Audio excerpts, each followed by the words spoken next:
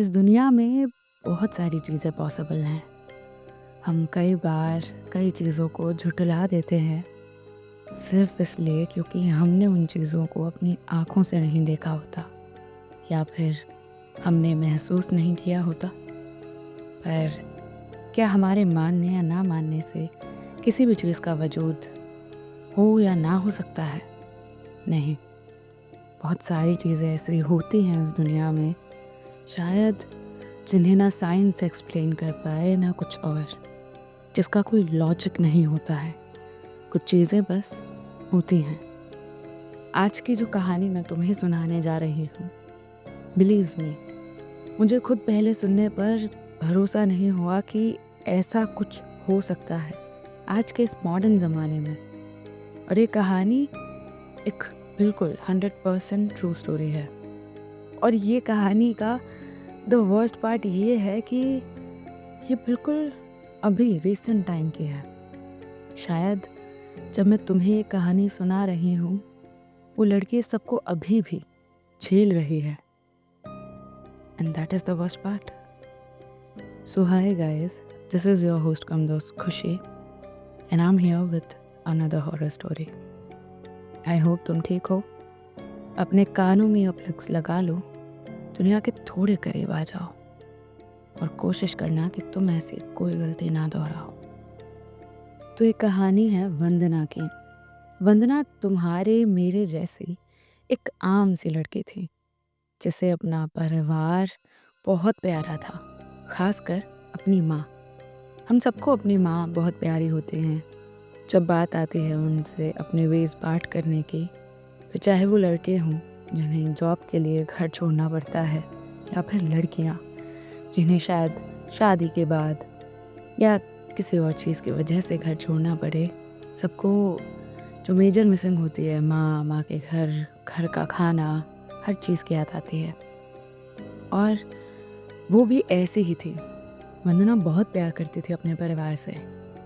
आजकल तो हम लोग पढ़ाई के सिलसिले में बहुत पहले ही अपने घर को छोड़ देते हैं। कोई किसी एग्ज़ाम की प्रिपरेशन करने चला जाता है तो कोई कॉलेज में दाखिला होने पर। ऐसा ही कुछ वंदना के साथ हुआ। वंदना को कॉलेज की पढ़ाई करने के लिए लखनऊ से दिल्ली जाना था। वंदना को अपनी जब ये चीज़ रियलाइज़ हुई कि अब उसे अपना घर छोड़ना पड़ेगा, अपने माँ बाबा से दूर रहना पड़ेगा, तो उसे बहुत डर लग रहा था। अफ़सोस हो रहा था कि क्यों कुछ और टाइम वो अपने घर वालों के साथ नहीं रह सकती। बहुत सारे इमोशंस थे जिन्हें वो छुपाना चाहती थी। जब उसके घर वाले उसे बस तक छोड़ने आए, वो और उसके 2 भाई बहन इन सबको जाना था हायर स्टडीज़ के लिए। वंदना को बहुत रोना आ रहा था, इसीलिए अपनी माँ से अपने आंसू छुपाने के लिए वो जल्दी से जाकर बस में बैठ जाती है। बस में उसके बगल में कौन था, कौन नहीं, उसे कुछ अंदाज़ा नहीं था। लेकिन ये उसकी ज़िंदगी की सबसे बड़ी भूल होने वाली थी। ये उसने अपने सबसे डरावने सपने में भी नहीं सोचा होगा। वंदना अपनी माँ से छुपकर बस में बैठकर रोए जा रही थी। बगल में कौन था, कौन नहीं, उसे नहीं अंदाज़ा था। वो बस जो उसके साइड में बैठा था, उसके कंधे पर सर रखकर रोए जा रही थी बेतहाशा। कई बार ऐसा होता है जब हमें रोना आता है तो ना हमें हमारे आसपास की चीज़ें नज़र आती हैं, आँखों में पानी भरा रहता है। वंदना के साथ भी कुछ ऐसा ही हो रहा था। वो बस रोए जा रही थी। काफ़ी देर जो भी उसके साइड में था उसके कंधे पर सर रखकर रोने के बाद जब बस फाइनली चलने लगी तो उसके भाई बहन भी बस में आकर बैठ गए। उनका सफ़र पूरा हुआ और वंदना पूरे सफ़र चुपचाप बैठी रही। उसके भाई बहन ने पूछा भी तो वंदना ने कुछ नहीं कहा। बस से उतरने के बाद वंदना के भाई बहन उससे पूछ रहे थे कि अब आप ठीक हो दीदी, लेकिन वंदना कुछ अजीब सी हरकतें करने लगी, अजीब बच्चों जैसी हरकतें। वो डर रहे थे, घबरा रहे थे। आखिर वो भी पहली बार अपने घर से, अपने माँ बाप से दूर जो आए थे। और वंदना की अजीबोगरीब हरकतों ने उन्हें और डरा दिया। ये सब हो ही रहा था कि एकदम से वंदना बेहोश हो जाती है। ये देखकर उसके दोनों भाई बहन घबरा जाते हैं, बहुत ज़्यादा। जब वंदना की आंखें खुलती हैं तो वो अपने घर पर थी। उसके भाई बहन ने घर वालों को बुलाया था। वो आए थे और वापस से उन सबको घर ले गए। वंदना की आंखें खुलने के बाद वो अपना कमरे का दरवाज़ा खोलती है और बाहर जाने लगती है। घर वालों को ये देखकर अजीब लगता है कि ना उसने ये पूछा कि वो घर कब आई, ना ये कि आखिर उसके साथ हुआ क्या था, सीधे बाहर कहाँ जा रहे थे। वंदना अपनी चप्पल पहनकर सीधे घर से बाहर जाने लगी तो उसकी माँ ने उससे पूछा, वंदना कहाँ जा रही हो बेटा? तो उसने कहा, आ रही हूँ माँ, आ रही हूँ। वो फिर जाने लगी तो उसके पापा ने पूछा, कहाँ जा रही हो? तो उसने कहा, वो बाहर बैठा है, मेरा इंतज़ार कर रहा है, उससे मिलने जा रही हूँ। बाहर कौन था पर? उसके घर वालों के पूछने पर वंदना कुछ नहीं बोली। वो भी बाहर गए, कोई नहीं मिला उन्हें। उन्होंने समझा बुझाकर वंदना को अंदर बिठा दिया और उस दिन से उसकी ज़िंदगी में एक तूफ़ान आया, जो तूफ़ान आज तक नहीं रुका। अब वंदना के साथ कुछ अजीबोगरीब हरकतें होने लगी, जैसे कोई था जो हर पल हर वक्त उसके साथ रहता था। पर कौन था ये इंसान, किसी को नहीं पता था। घर वालों ने उसके भाई बहन से पूछा कि आखिर इस सफ़र के दौरान कुछ हुआ था।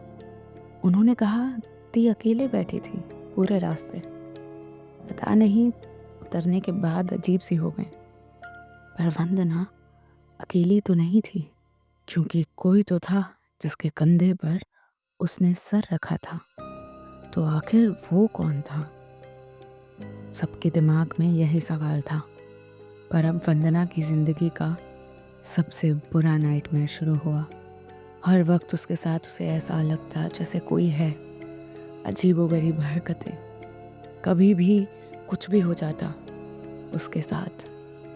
पर जब वो बहुत ज़्यादा खुश होती तो मानो जैसे वो चाहता कि उसकी ज़िंदगी पर उसका कंट्रोल हो। एक बार जब वंदना अपने कुछ दोस्तों और भाई बहन के साथ एक पब में डांस कर रही थी, वो उसको चीयर अप करने के लिए वहाँ लेकर गए थे। शॉट्स पीते वक्त उसके गले में मानो वो शॉट्स अटक गए। इस वजह से उसके गले में बहुत ज़्यादा दर्द होने लगा। डॉक्टरों को दिखाया गया पर कुछ नहीं निकला गले में। उसके घर वालों ने उसे हिदायत दी कि वो घर पर रहे, पर आखिर आजकल सुनता कौन है। वंदना को कई मंदिर दिखाया गया पर कुछ भी नहीं हुआ। वंदना जिद करने लगी कि अब बहुत टाइम हो गया है, मैं संभाल लूँगी, मुझे भी पढ़ने बाहर जाना है। उसके भाई बहन जा चुके थे पहले ही पढ़ाई के लिए। वंदना ने बहुत जिद करके दिल्ली में एडमिशन लिया। वो और एक उसके जानने वालों की बेटी एक साथ एक कमरे में रहते थे। पर वो जानती थी कि कुछ तो गड़बड़ थी वंदना के साथ।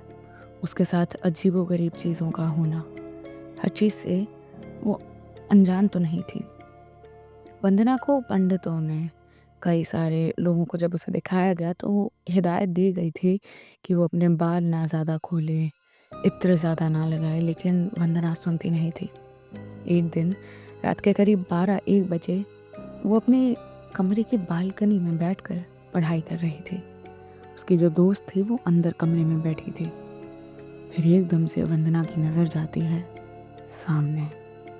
सामने एक बूढ़ा आदमी शॉल ओढ़े वंदना को घूरे जा रहा था।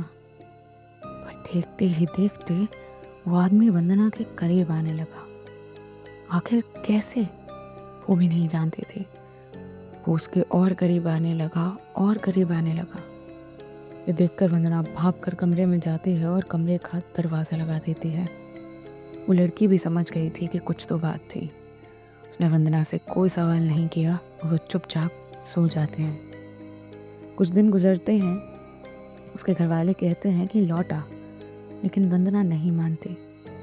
एक दिन अपने दोस्तों के साथ वो चाट पापड़ी खाने के लिए बाजार जाती है।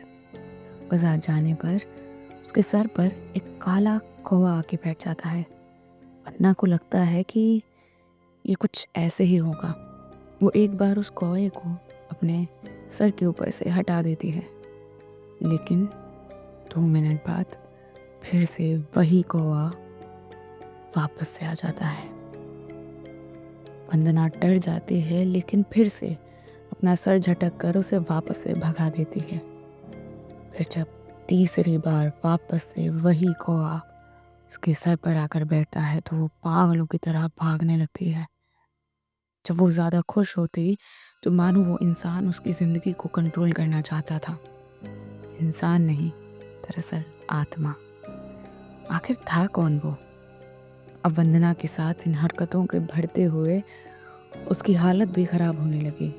वो बीमार रहती ही, चीज़ें सही नहीं थी। फिर उसके घर वाले उसे एक बहुत बड़ा मंदिर था, वहाँ लेकर गए। वहाँ के पुजारी ने कहा कि कोई बहुत शैतानी आत्मा शायद उस दिन उस बस में आपकी बेटी के साथ थी।